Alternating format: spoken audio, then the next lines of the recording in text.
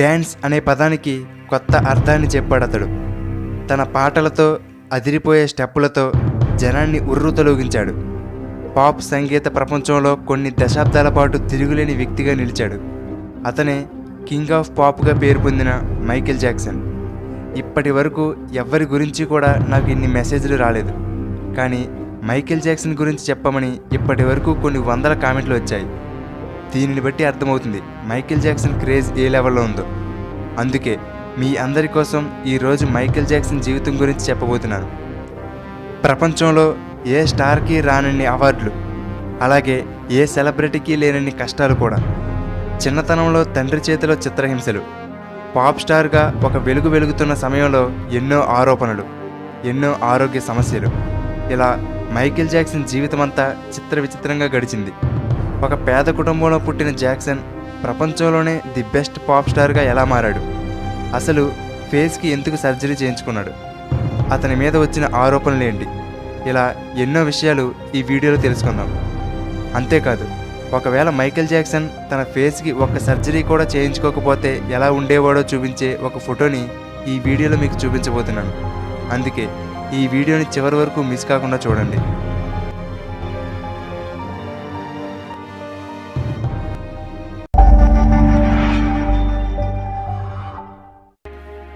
Michael Jackson 1958 August 29వ తేదీన అమెరికాలోని Gary నగరంలో జన్మించాడు. తండ్రి పేరు జోసెఫ్ జాక్సన్, తల్లి క్యాథరిన్. మైకేల్ జాక్సన్ 9 మంది సంతానంలో 7వవాడు. జాక్సన్ తండ్రికి గొప్ప గిటారిస్ట్ అవ్వాలనే కోరిక ఉండేది, కానీ కుటుంబాన్ని పోషించడం కోసం తన కోరికను పక్కన పెట్టి ఒక స్టీల్ కంపెనీలో పనిచేసేవాడు. కానీ తన పిల్లలను మంచి సింగర్స్గా తయారు చేయాలనుకున్నాడు. అలా చిన్నతనం నుండి 5 అన్నదమ్ములు మ్యూజిక్ నేర్చుకున్నారు.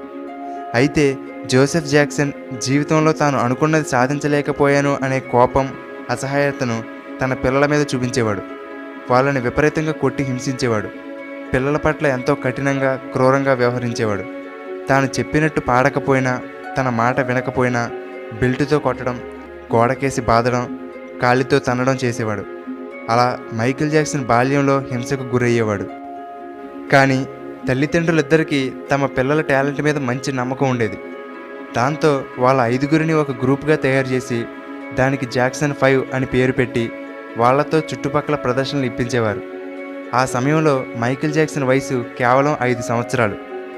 ఆ 5 జాక్సన్ వాయిస్ పర్ఫార్మెన్స్ బాగుండేది.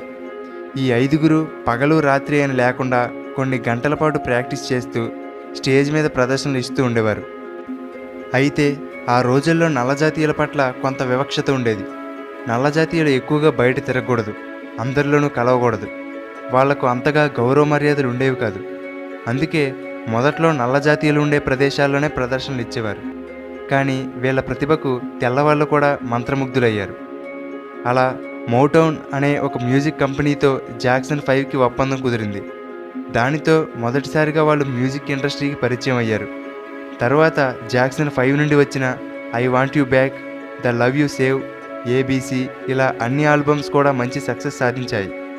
కానీ జాక్సన్కి తనకంటూ సొంతంగా ఒక గుర్తింపు తెచ్చుకోవాలనుకున్నాడు. అందుకోసం తాను ఒక్కడే ప్రదర్శనలు ఇవ్వడం మొదలుపెట్టాడు.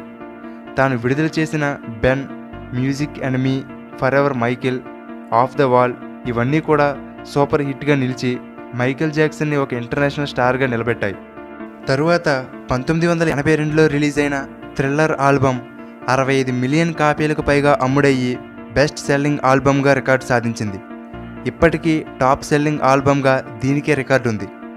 ఈ ఒక్క ఆల్బమ్కే ఏకంగా 7 గ్రామీ అవార్డులు రావడం విశేషం.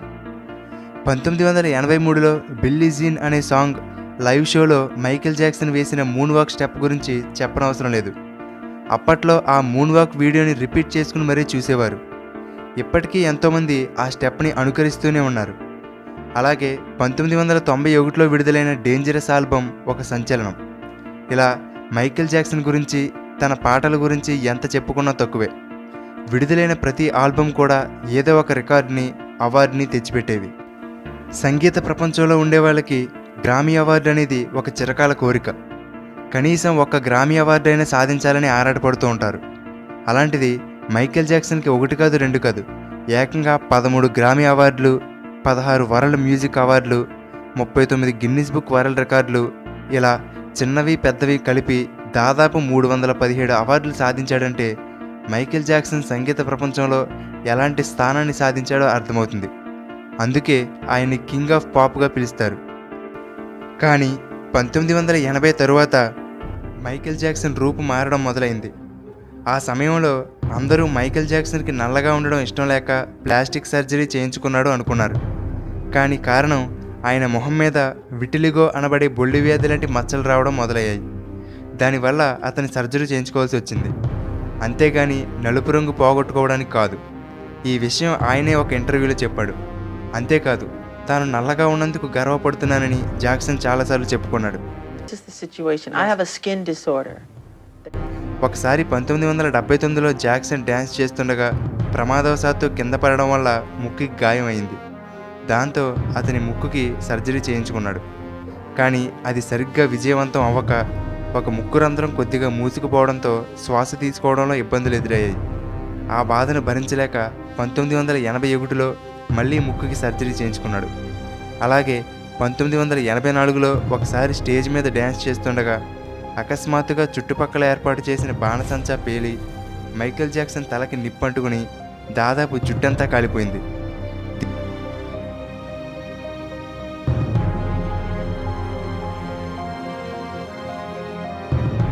దీనికోసం ఒక సర్జరీ అవసరమైంది. ఇలా రకరకాల కారణాల వల్ల మైకేల్ జాక్సన్ ముఖానికి ఎన్నో సర్జరీలు చేయించుకోవాల్సి వచ్చింది.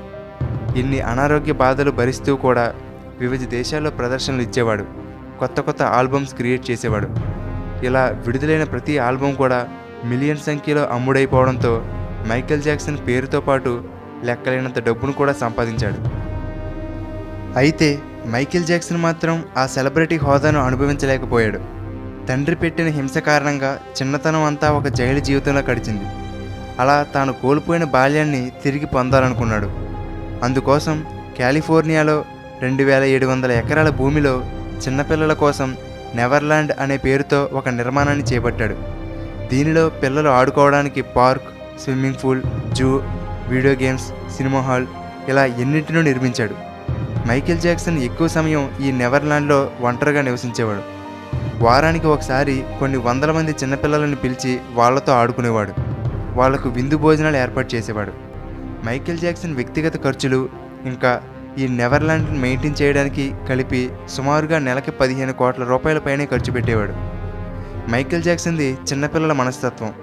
స్టేజ్ మీద తన ఆటపాటలతో జనాన్ని మంత్రముగ్ధులు చేసే జాక్సన్ స్టేజ్ దిగితే మాత్రం సిగ్గు భయంతో ఉండేవాడు. సమయం కుదిరితే పిల్లలతో గడిపేవాడు లేదా ఒంటరిగా ఉండేవాడు. ప్రపంచంలోనే అత్యంత ఒంటరి వ్యక్తి తానేనని చాలాసార్లు చెప్పుకున్నాడు. అయితే తన ఒంటరితనాన్ని పోగొట్టుకోవడానికి మైకేల్ జాక్సన్ కొంతమంది పిల్లలని తనతో పాటు నిద్రపోమనేవాడు. ఈ సమయంలోనే మైకేల్ జాక్సన్ చిన్నపిల్లలను లైంగికంగా వేధిస్తున్నాడనే ఆరోపణలు వచ్చాయి. కానీ జాక్సన్ ఈ ఆరోపణలను కొట్టిపారేశాడు. తనకు చిన్నపిల్లల మీద ప్రేమ తప్ప వేరే ఉద్దేశం లేదని వాదించాడు. కానీ కోర్టు వినలేదు. కొన్ని కోట్ల రూపాయలను ఆ పిల్లవాడికి అపరాధ రుసుముగా చెల్లించవలసిందిగా ఆదేశించింది.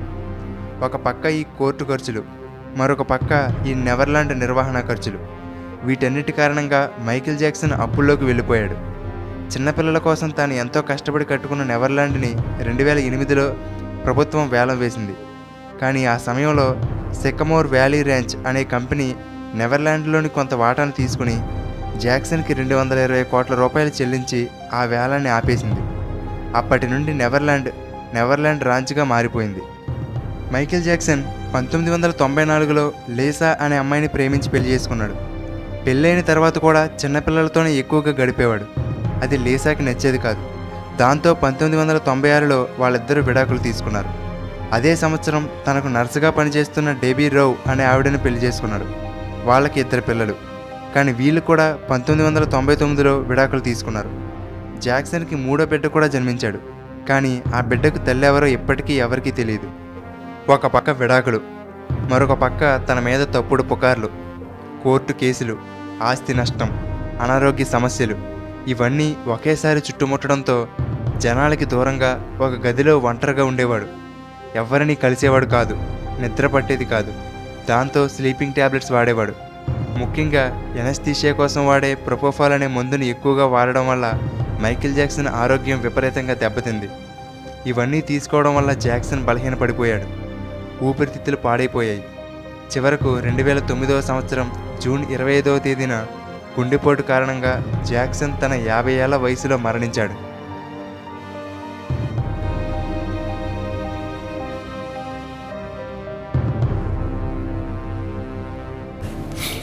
Ever since I was born, he's been the best father you could ever imagine.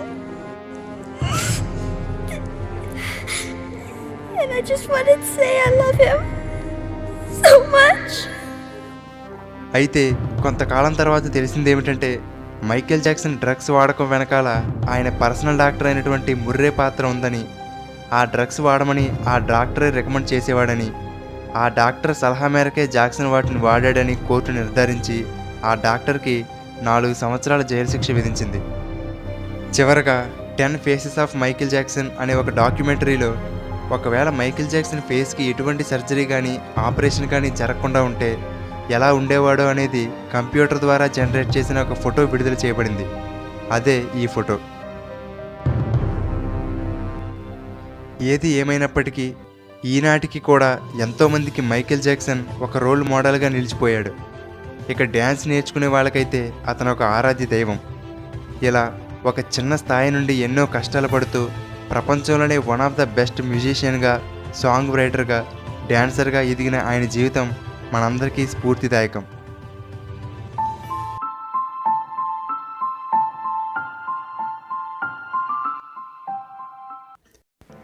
చివరగా మైకేల్ జాక్సన్కి సంబంధించిన ఈ వీడియో మీకు నచ్చితే లైక్ చేయండి. అలాగే మీ ఫ్రెండ్స్ అందరికీ ఫేస్బుక్, వాట్సాప్ ద్వారా షేర్ చేయండి. ఇలాగే మరెంతోమంది జీవిత చరిత్రలను తెలుసుకోవడానికి తెలుగుబడి ఛానల్కి సబ్స్క్రైబ్ అవ్వండి. ఫేస్బుక్లో తెలుగుబడి పేజీని లైక్ చేయండి. Thank you for watching.